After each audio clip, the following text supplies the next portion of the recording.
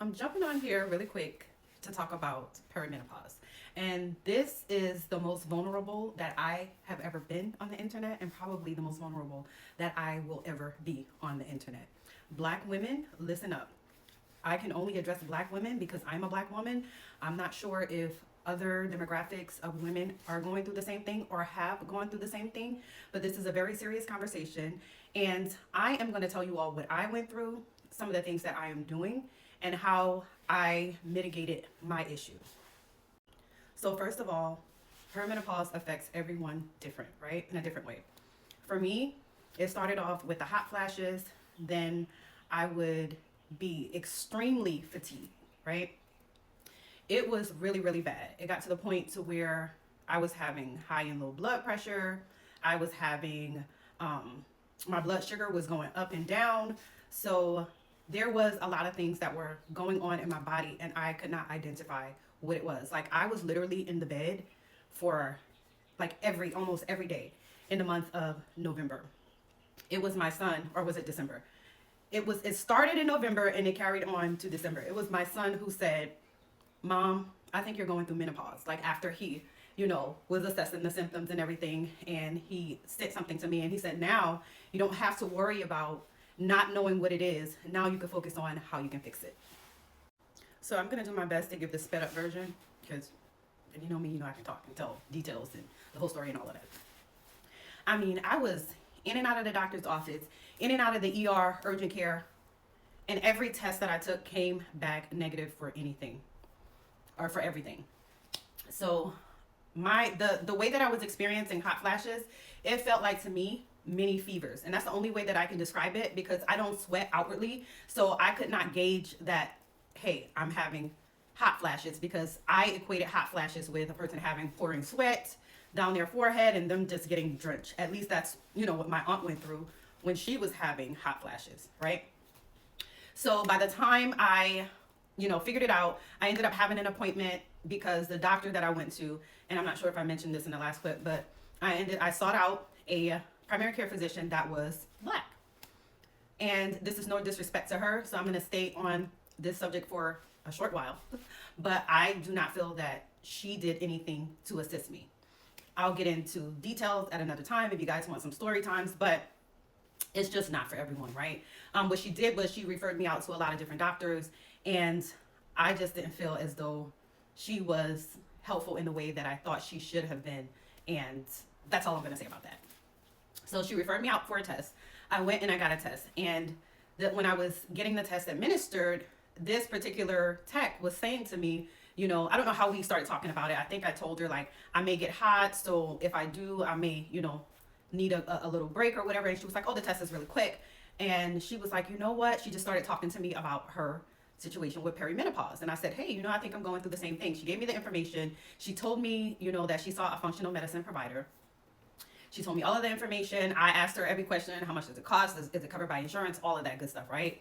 So I took the information, went home. I decided, hey, I'm going to call this office. I saw that there was a location that was close to me. I called the office, and I was able to get a test rather quick.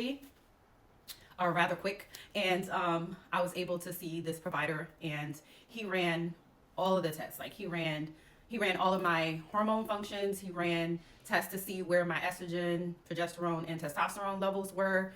He ran tests to see, what my thyroid numbers were. He ran, of course, they do like, they check your blood sugar, they check your insulin levels.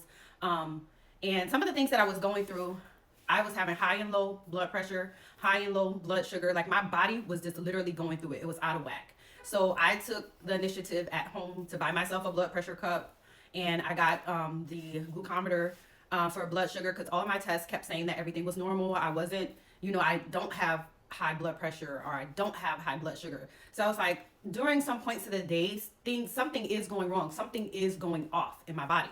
So I was checking it. It may seem paranoid to some people, but I felt like it helped me to understand my body more as well. So I got the results of my tests, and lo and behold, my progesterone levels were lower than they should have been. My estrogen levels were lower than they should have been, and my testosterone levels were lower than they should have been. I knew that this doctor did like the natural form of HRT. Oh, mind you, I am 45. I'll be 46 this year. So I told him, I was like, if there's something that I can do today, I'm willing to do it. He said, if you want to get the pellets, then I can administer them today. And what it does is I guess it works with your body's natural chemistry, and it releases the estrogen and the testosterone over time. So I got the pellets, and then he prescribed me progesterone. Now I am going to read to you what estrogen, progesterone, and testosterone does in the body.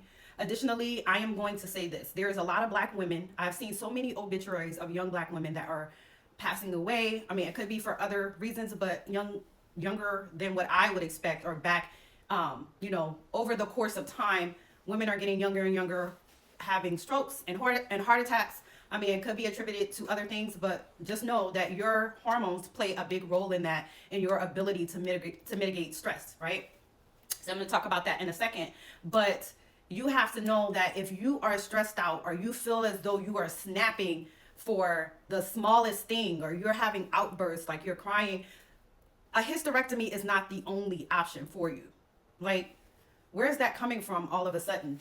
I'm also going to go as far as to say, black women, you need to make sure that your ferritin levels are above what the markers are, because I don't believe that the ferritin in our iron is on the same plane with everyone else when it comes to that range. I believe that we need more, because that was something else that was happening. My ferritin levels were good, but they were on the low side, and my iron levels were good, but they were still on, I won't say the lower end, but it was low enough for me to say, hey, that could be an issue too.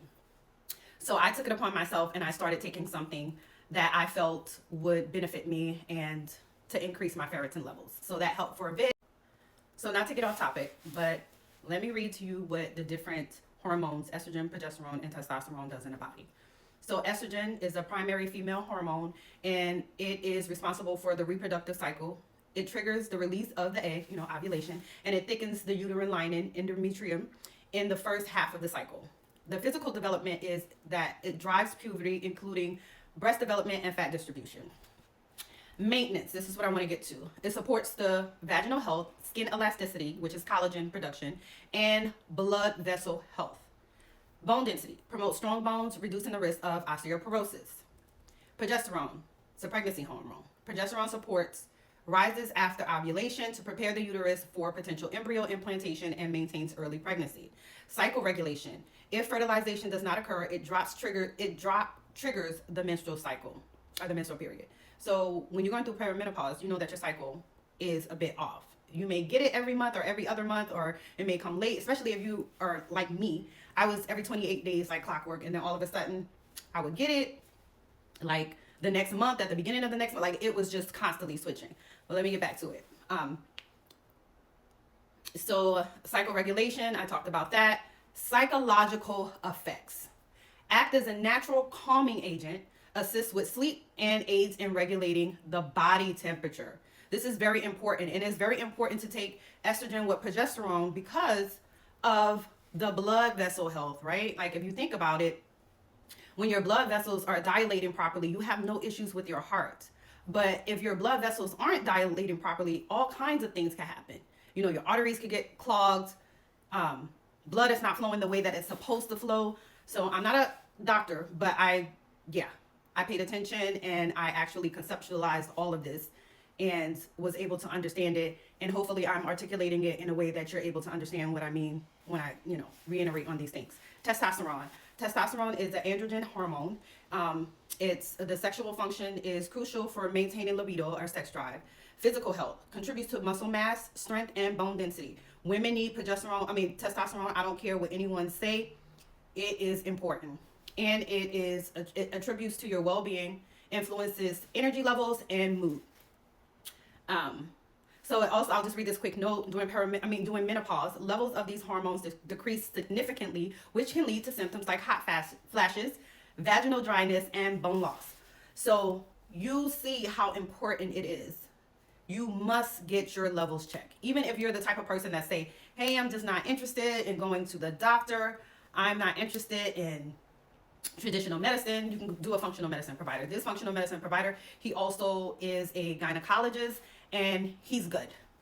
So, and I mean, I can give this information to anyone that is interested in going to that particular provider. I live in Texas, in the Woodlands general area, so I can give that information. Yes, I did have to pay out of pocket. The hormones were three something. I want to say like it was $378 to get the pellets, and that's just the testosterone and the estrogen. It is not covered by insurance. However, my blood work was covered by my insurance. The progesterone, my insurance, oddly enough, my insurance did cover it, so I only had to pay $18. But with this particular provider, they do give you like some type of discount card that you can use. So I was able to get that, and I think with the discount card, it's like 30 something dollars. I did end up initially getting iodine because it was said that my thyroid function was on, it was normal, but it was on the lower side. But I had to, after a week of feeling amazing, I had to stop taking it because it was increasing my blood pressure. And so I stopped taking that, and I'm fine. Everything is regulating now. And it takes about 6 weeks for things to regulate. I am almost at the 6-week mark, but I can say that I am feeling much better. But there's also something else that was going on with me. And believe it or not, there could be many different things happening at the same time. So the other thing that was going on with me was I had a B1 deficiency, and B1 is very important. And I think it came about when last year I had to get my wisdom teeth removed, and I had to take antibiotics, and I got it done at, it was 2 of them. So I got them done at 2 separate times, and I ended up taking antibiotics. Now, one of the things that gets wiped out by antibiotics is B1. So it started back then, but I'll read out to you what B1 is responsible for. I started taking B1 on Saturday. This is specific brands, and I started feeling better in terms of energy 2 days ago. Today is day 3, where I feel like I'm back to myself, right? So initially, I want to say it's called Blood Builder. It's called Blood Builder. The Blood Builder work, and I'll show you guys, what I take if you're interested. The Blood Builder was working for my ferritin levels, but then something else is going on, right? Then I noticed that my body was still regulating from the testosterone, the estrogen, and the progesterone. One of the things that I can say is progesterone is the truth. It will calm you down at night. You're able to go to sleep, and it takes away that anxiety that I was feeling when I was going through the whole perimenopause thing. I think in week 1, I noticed that the hot flashes were gone. And the hot flashes, guys, I was having hot flashes like multiple per hour. It was bad. But I'll tell you everything that B1 is responsible for. I did just get off of a course of the Z-Pack because I had bronchitis, and I know this is TMI. So at the beginning of the month, so I believe that also further wiped out my B1. B1 is, I believe, is thiamine, but I'll read to you what B1 is responsible for and the side effects of a B1 deficiency. And that's going to be it because I know this video is long, but if you have any questions, leave it in the comment section. So B1 deficiency, the symptoms are system dysfunction, postural orthostatic tachycardia. That's what was going on with me, where I would lay down and my blood pressure would probably be normal. I would stand up, it would probably increase or decrease. And I would sit down, it would be a totally different number. Let's see. When you get up and you feel dizzy, or a spike in heart rate, mimics mercury poisoning. Mercury depletes B1. So, and I know when I eat certain things, how my body would feel. And, one of the things that I felt like whenever I would eat tuna is that the levels of mercury was just too high in the tuna, if that makes sense. So the next thing is your heart rate is irregular, high pulse rate, walking and balancing issues. That I didn't have too much of. Light and sound sensitivity, it was horrible. I had it and it was bad. Alzheimer's, memory loss. Thank God I didn't have any memory loss. But sometimes I was searching for words. Alzheimer's, okay, chronic fatigue syndrome, that I just talked to you guys about. Nervous anxiety and tension, that I did experience. I just talked to you guys about that. Difficulty concentrating, I did to a degree, but I would always push myself. Enlarged heart, no signs of that. Optic neuropathy, bladder dysfunction, amyloid plaquing, I'm not too sure what that is. Confusion, increased pulse rate, muscle weakness. I have not like really worked out the way that I should be working out, the way that I was working out back in October, since like October. Every now and again I will work out. But yeah, I felt the muscle weakness. Autism symptoms, mitral valve prolapse. I don't know what that is. Congested heart failure, peripheral neuropathy, panic disorder, trigger finger, ADD, depression, polyneuritis. You don't know what that is. Nerve damage, amnesia, nystagmus, dizziness, muscle pain, Baker's cyst, fibromyalgia, fatigue, sleep apnea, SIDS, hyperactivity, autonomic nervous issues. So that's all of the B1 deficiency. And I can say that I am 100% better. So I wanted to talk to you guys about that. Women, this is something that you have to take seriously. Do not dismiss any of your symptoms, especially if you are a woman that have a high performance job.